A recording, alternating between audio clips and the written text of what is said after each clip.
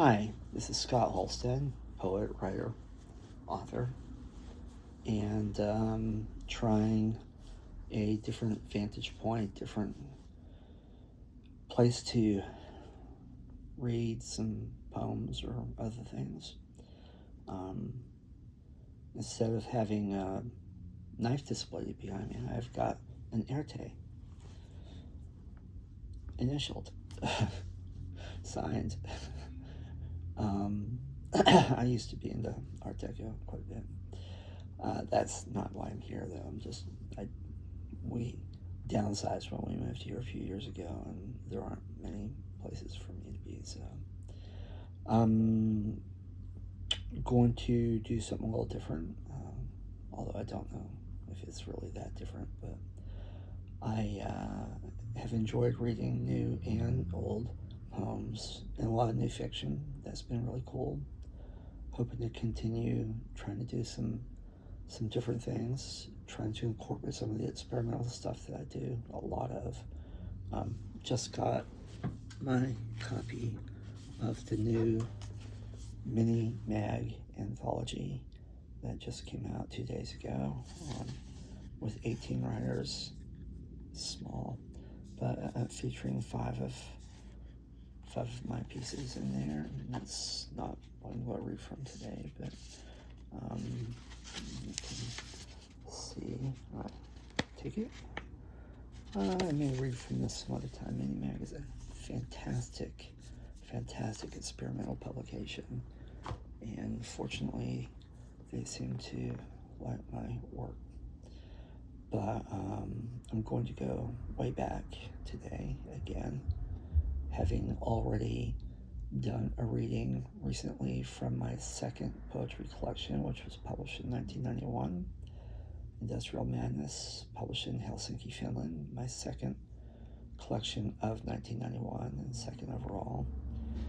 It was shortly after that I moved from Phoenix to Long Beach, California, and I had a lot of different options to consider at the time. I was being urged by some to move to Malibu, which honestly was just too expensive for me at the time. I was being urged by a few people to move back to the southeast, to Memphis or Nashville. Didn't really want to. I had some other options. I wasn't excited about that many of them, and there was a writer in Long Beach, actually a lot of writers in Long Beach. I discovered the Long Beach School of Poetry, as Edward Field wrote about in Poets and Writers magazine around that time, and really a thriving artistic community and writing community. A lot of great people, writers, poets, in and out of the Long Beach scene and related to the Long Beach scene.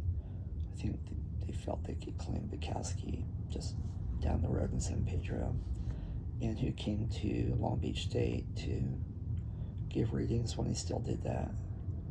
And it was his buddy Gerald Laughlin, Professor, Dr. Gerald Laughlin, he never went by that, who I had been published with for a number of years in a number of different magazines, and I never knew the guy was a professor. In fact, an older professor who looked a lot like Hemingway at the time. I thought he was some young punk kid like me with a bad attitude, getting published in cool underground publications like Blank Gun Silencer, along with Bukowski and many others. And it was actually the editor, Dan Nielsen, of Blank Gun Silencer, which was a great publication, who told me that when I was telling him I was thinking about going back to school, to grad school, and I was looking for a new place to move. Phoenix was a good experience for me, but it was really tough. My time there was really tough, and learned a good work ethic, learned a lot of things, actually, but I was ready for a different scene. At the same time, I had really started getting my writing career going there, after getting it going in Knoxville, Tennessee, but had started my first two poetry collections there, and getting just to a lot of publications, whether literary, mainstream type, Wisconsin Review, Hawaii Review, Southern Review, Minnesota Review, or zines, everything in between. Started my own small press, which I kept going for 7 years with some other people, but it was mostly me. And anyway, I discovered that Jerry was in Long Beach and taught at Cal State Long Beach. Never knew he was a professor, never knew he was so much older, which I learned at a late age, but still young enough so that mattered, that I didn't know everything in the world like I thought I did. Something like that was not one of the hard lessons to learn, but I ended up in Long Beach, and it seemed like it was kind of a big deal. Looking back, I'm not sure why, but I had been making a name for myself, and so Long Beach, for those of you California who don't know, who've never been there, is a big damn city, and it's near LA. It's actually in LA County, and people who hear of it may think it's just another one of those SoCal cities or towns, but Los Angeles is a strange place in terms of geography and population. My whole life have been fascinated by demographics and things like that, so I've kept up with these things my whole life for the U.S. as well as much of the world. Should have gone into any number of other things, statistics, whatever. But Los Angeles, people are always, who aren't from LA or haven't been there, always wonder if it's so big, why is the skyline downtown so unimpressive compared to, massive New York or Chicago or many other places. And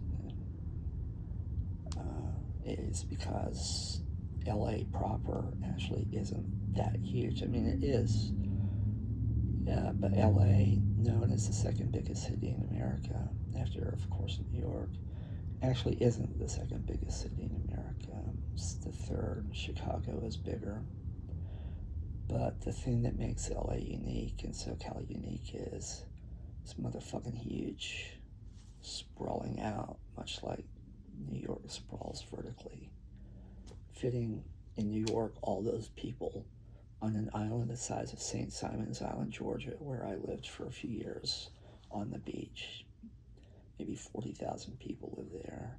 And I feel like 15, 16 million, same size island in New York. That's crazy.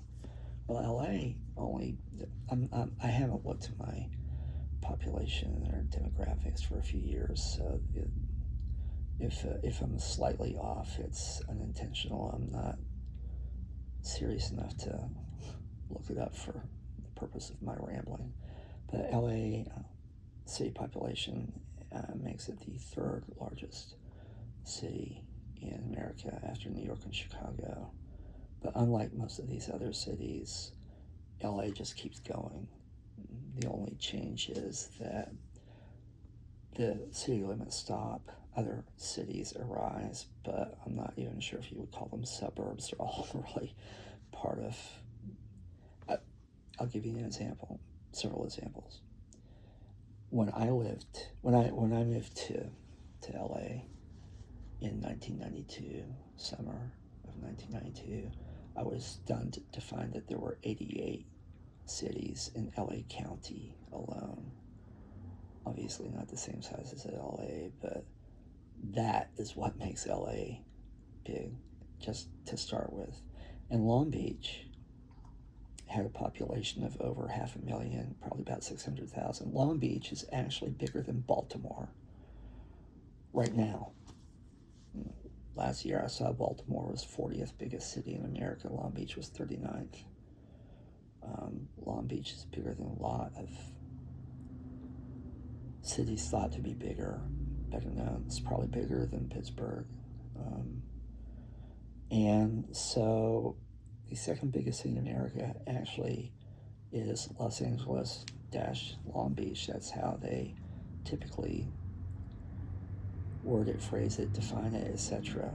And I've often wondered, LA and Long Beach together make it the second biggest, but if you count all of the cities in LA County, that really swells it up. I don't know what the current population is, but so the skyline, not that impressive. It's not that big.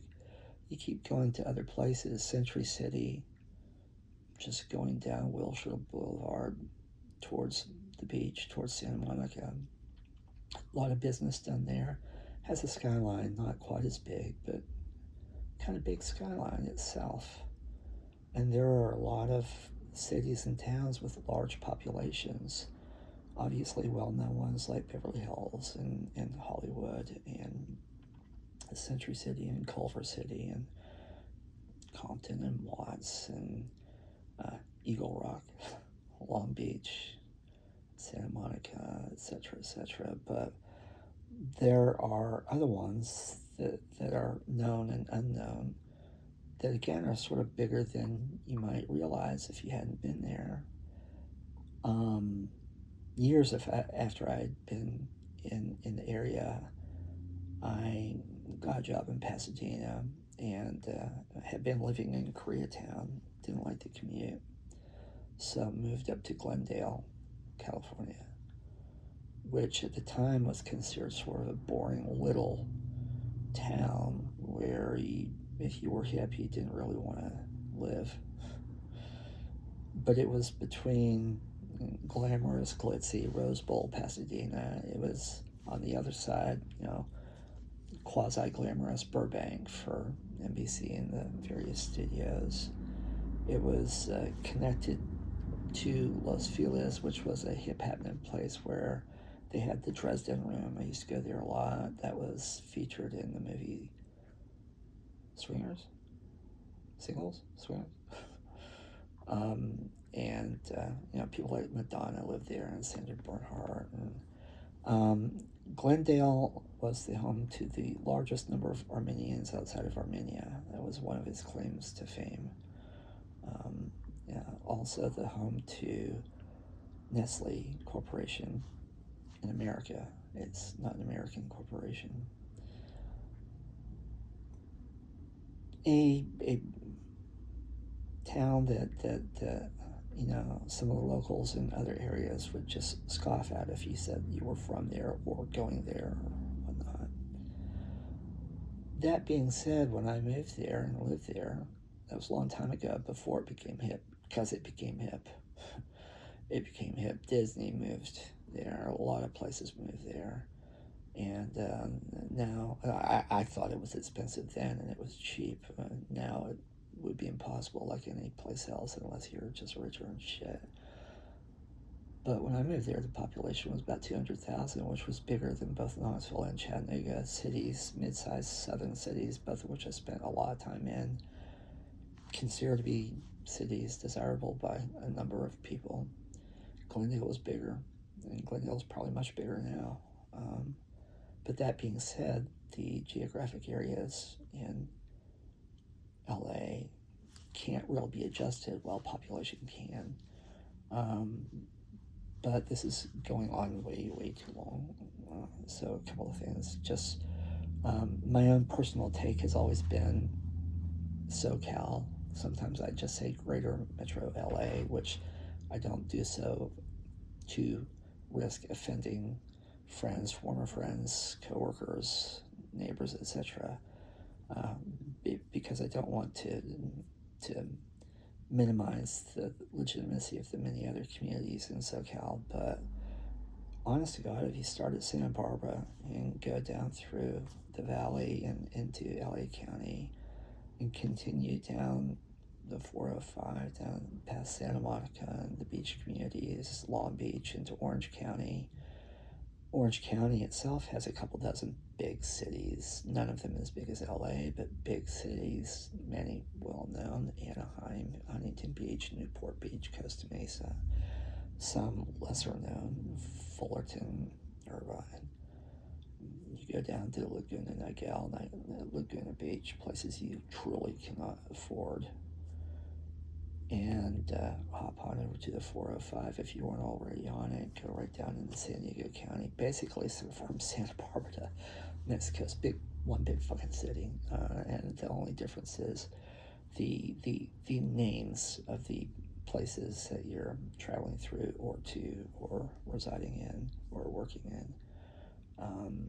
And I don't know what the current population is, but that is one big place, and geographically it's astounding.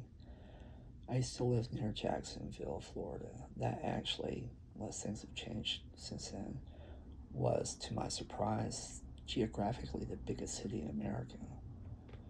But the city itself and the population, not that big at all. In fact, I just heard last week the Jacksonville Jaguars are supposedly moving to Orlando in 2027 because the city's not big enough to sustain an NFL market team. And yet, it's the biggest city in America by geographic boundaries. Population doesn't represent that. Opposite with LA. Anyway, when I moved over to Long Beach, word had gotten around to some places, and some places were interested in meeting me, interviewing with me, publishing me, introducing me to other writers and editors. Things were different back then. And Long Beach had a lot of papers. Only one official paper, like the LA Times, the Long Beach Press Telegram. But they had the Long Beach Union, the Daily 49er, the Grenion Gazette, the Long Beach Gazette, a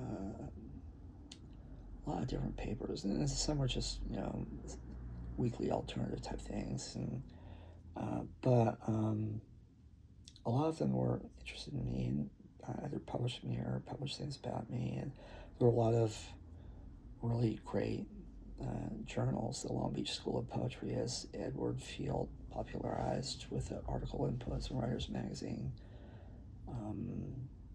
was really big and vibrant. And despite what some people on the East Coast think, a lot of good writers out there. And if they claim to Bukowski up in San Pedro down the road as their own, and that might be debatable to some, they didn't need to do that. Besides Laughlin, there were a lot of great writers in the area, and the great literary journal Pearl was published there, Rip Rap was published there, and a lot of small places. So my first couple of weeks there, first month, I wound up with some spreads and some publications. I was taken to a invite-only weekly gathering of local poets that was sort of reminiscent of the beat movement, with some bongos and snapping the fingers and some contacts and friends that were fleeting and some that I still know and keep up with today. And I just, that long intro, sorry, I may have to actually edit one for the first time, not that I know how. The Long Beach Union, if you can see, this is from September 14th, 1992. Published stuff of mine a number of times, which is kind of cool. I think this is probably the first where it was a full-page spread, a feature. This is typical designer versus content battle here, where the designers won and you can't read having worked in publishing many years, I had to go through these wars quite frequently. But they featured me in this for the first time. Bio here that you can't read. Susie Bright followed me the week after. For those of you who remember or know Susie Bright, that was kind of funky. And then, even though it's a full page, only 4 poems, but that's great. That's fantastic. And they're different from each other. So I thought, well, hell, you know, if these even appeared in any of my collections, which none of you have seen because they were out of print for so long. I think 3 of these 4 did appear in early collections, and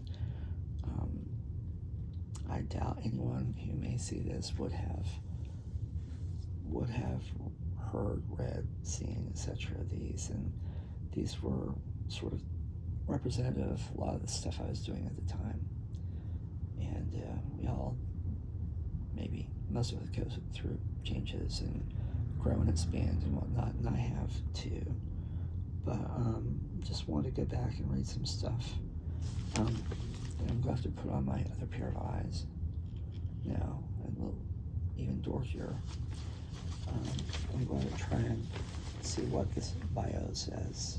It's very different from what it would say 10 and 20 years later. Scott C. Holstad is the author of 2 small collections of poetry, Street Poems, Mulberry Press, and Industrial Madness Civilin, which was published in Finland in 1991. His work is currently appearing in magazines such as the Wisconsin Review, the Hawaii Review, the Southern Review, the Chaminade Literary Review, the Pittsburgh Quarterly, and numerous other magazines around the world. Interesting. There are 4 poems here, and I don't have any agenda or order. I'm just going to read, if you don't mind, from them the way they appear on the page. For those of you who have stuck with my rambling to get to this point, thank you. I hope the poems won't let you down. The first one is titled Hell Revisited. And if I stumble somewhere, it's because at some point design interferes. Black on black makes it hard to read some of the print. Hell Revisited. Met a girl in Atlanta doing a weirded out trip scene, and I kind of dug that. It was in this club called Masquerades, 3-in-1 deal, heaven, hell, and purgatory. And I was definitely in hell. Total darkness, stone floor, brick walls, chain link fence by the bar, surreal Japanese flicks flickering off the ceiling, people grinding to an industrial edge, and this too cool chick had a weirded, wicked, see, can't read it, mohawk, no eyebrows, and a chain attached from 2 of her 17 earrings through one of her 3 nose rings, down through a nipple ring till it stopped at a stud embedded in her navel, and she swore she had a clit ring to boot. But I didn't get the chance to find that one out because her big fucking boyfriend showed up, and I was left to do the meat beat groove by myself. Ha.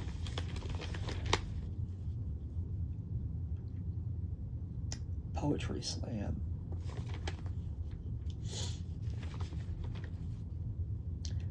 Interestingly, this is about Gerald Lachlan, the reason I moved to Long Beach. But this involves a poetry reading that occurred in Mesa, Arizona, shortly after, or around the time. And I just moved from first Tempe and then Phoenix to Long Beach. So actually I went back to see the guy I ended up seeing every day. Poetry slam.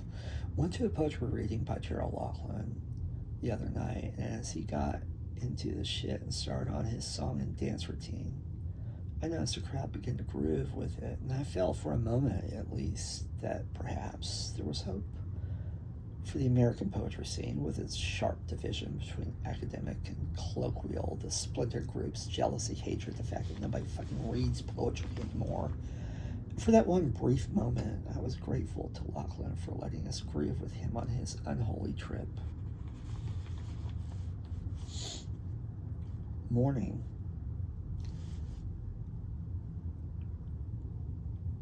Shower time. Steam arising. Rub-a-dub-dub, scrub-a-drub-bub. Never knew the cockroaches surf pretty damn good, too. Going on a caffeine binge is not the juice. The juice is me. It's the shitty taste and the rock and roll, blaring evil and gorgeous in the morning darkness, as well as the girl upstairs stumbling around on her wooden-sounding legs plays taps with her toes, I think. And after the longest intro to 4-poem poetry reading, we're down to the fourth and final poem, American Fable. Now, just briefly, for those of you young kids, meaning several generations behind me, back around 90, 91, 92, when Bush the first was president, we had a little recession. It didn't seem little at the time. In fact, it seemed pretty nasty, and Bush screwed himself and became a one-term president by denying it. And then number two, and probably the number one reason, by promising what became a very famous line and lie: no new taxes. I'll never raise taxes. He raised taxes. It cost him the presidency. Also denying a recession. And just so you know, the little recession, I had just gotten out of college with my English degree that I spent 7 years getting, knowing I was going to waltz into a corner job with a secretary and a great salary at a publishing company. And I was interviewing in Atlanta and DC and several different places. And I decided to move to Phoenix for a number of reasons. And I'd researched there were 44 companies that published at the time. And what I hadn't anticipated was when I got out there with everything I owned in my little Honda Accord, 16 of the 44 had filed Chapter 11, and the rest were laying off left and right, and I couldn't get a job at all. I couldn't get anything. And the people I was staying with for a while ended up booting me out for a nice Easter gift. And living in your car in 120 degrees in Phoenix is not fun. I ended up eventually getting a job. It was the third job I applied at with this company, large insurance company, and it was the worst, lowest paying, least responsible, because they thought I was overqualified for the other jobs and wouldn't be interested. When you need to work, you need to fucking work. So, this is how crazy it was. After 7 years of college and debt, and after being out on the street, I got a job at this insurance company, document control, for $5.56 an hour. 12 hours a day, 6 to 6, 6 days a week, plus one Sunday, mandatory. And they were hard asses. They were hard asses. And it taught me good work ethic. It taught me a lot of things, actually, but it taught me about getting screwed. That's a different story. So you kids griping today, getting out of college, not being able to get a job, how badly do you want a job? If you're living on the street, you'll take a job for $5.56 an hour plus overtime. Or maybe sell your body or whatever the fuck. I needed a job. But George Bush became a very reviled president. And his idiot VP, Dan Quayle, was known for his abject stupidity. Look it up. This is called American Fable. This isn't a dream. This is the truth. The self-described mantra, a sit-down dinner by the Bushman himself, quoting, "You can't get there from here, Puchkins. So accept my godlike tax cuts and re-elect me and the Birdman." Before resuming a drug money-induced tour of all nations, Star of Stars running in front of a Nazi and a reporter. "Anarchy you," screams epithets, sees a real Clockwork Orange erupt from the masses as Georgie Porgy tells us to grab our ankles and spread them again. So, what's new in our silver-lined democracy of the dead middle class? Don't forget, this ain't just a nightmare, kids. This is fucking real. And we thought it was bad then. Oh, nostalgia. Well, for those of you who have actually managed to go a half hour with me, thank you. I doubt there are very many who will see this from start to finish. And I'm sorry for that. One of my worst habits at this stage of my life is just babbling incessantly. And I'm reminded of that often, and it's a lesson that's very hard for me to learn to rein in. But I guess I'll wind things up now. To anyone watching or still watching, thank you. I hope you enjoyed some of the rambling or the poems, or both. Feel free to comment. By all means, feel free to comment and like and subscribe and share. I know when these videos are shared, places like Twitter and other places, there's a lot of interest. There's not so much interest here on YouTube yet, if ever. And that's all right. This is not my vocation. I'm just having some fun. So you can find my website at hankrules2011.com. You can find stuff about me everywhere if you're interested. Again, if you don't know, the name is Scott Holstad, Scott C. Holstad, new book.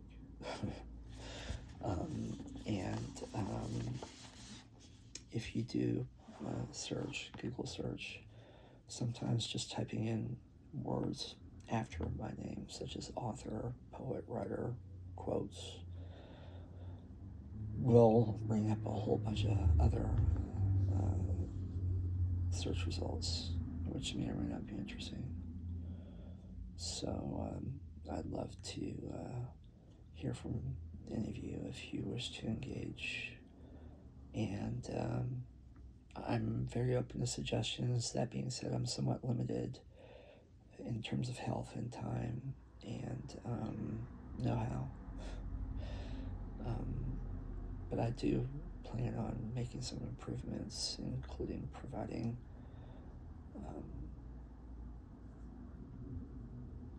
some way to actually read for yourself what I'm reading, ideally. It's Monday.